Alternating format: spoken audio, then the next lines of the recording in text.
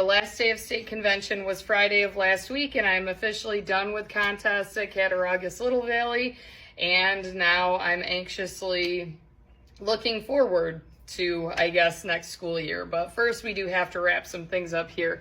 So as far as contest results are concerned, parliamentary procedure did get second place. We kind of had higher hopes for that, but there were some things that we just had not reviewed ahead of time. So we did get second place for parliamentary procedure.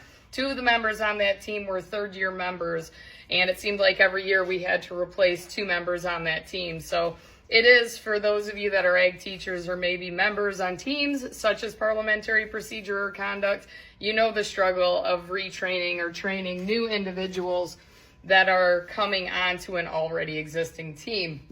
My meets evaluation and technology team got second place.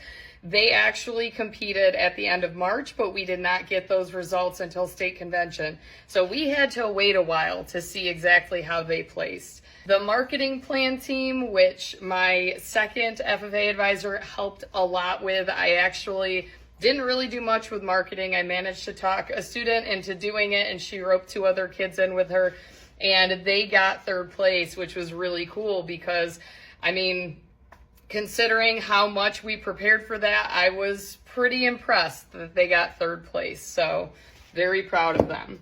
And then the conduct of chapter meeting team, again, we had been working on this since November or December was when we officially formed the team.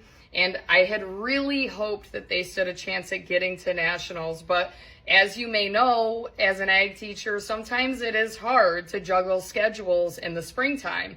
And I'm in a unique situation because I don't teach in the district that I reside in, and my husband also coaches varsity baseball. So for the conduct of chapter meeting team and the parliamentary procedure team, we had not been able to have after school practices since substates, which was the third week of March. So all things considered, those teams did really well, and I know that those kids got a lot from it.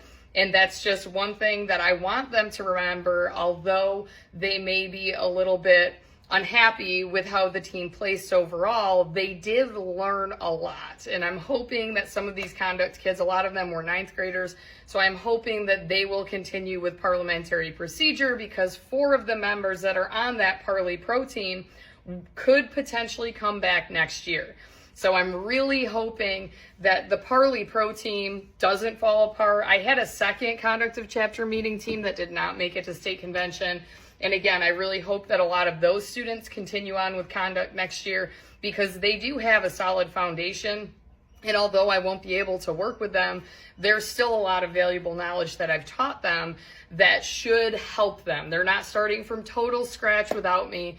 And we are still in the process of hiring for my position. So we're going through the interview process right now, and that's basically it. So in New York, we don't get done. Our last day of classes is June 16th, which is a Monday, and then we have Regents Week. And then obviously, if you're a New York ag teacher, you're very familiar that we have Agricultural Educators Conference at the end of June for a couple of days. So between that, my little one's pre-K graduation, and a petting zoo that I've been asked to do thrown in there. We also have 2 petting zoos to do here at school. So it literally never slows down.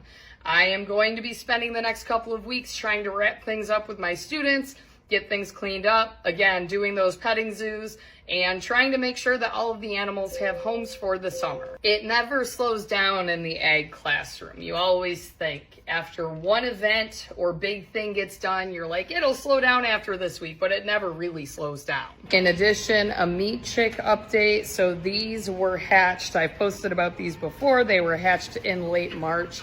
And I do finally have a tentative processing date for them. The processor will quarter them, and then we will have them served at our FFA banquet.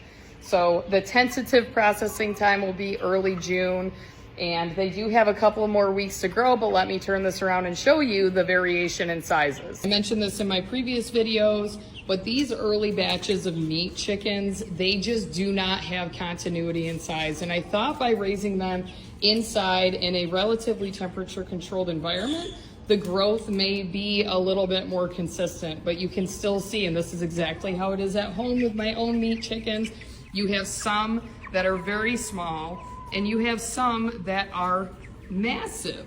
they're just huge. And then you can see like this one's a rooster, but it's just the variation in size is wild to me. And this is why I don't do early meat birds for my farm anymore, because they didn't grow consistently enough that I was barely covering my costs of expenses.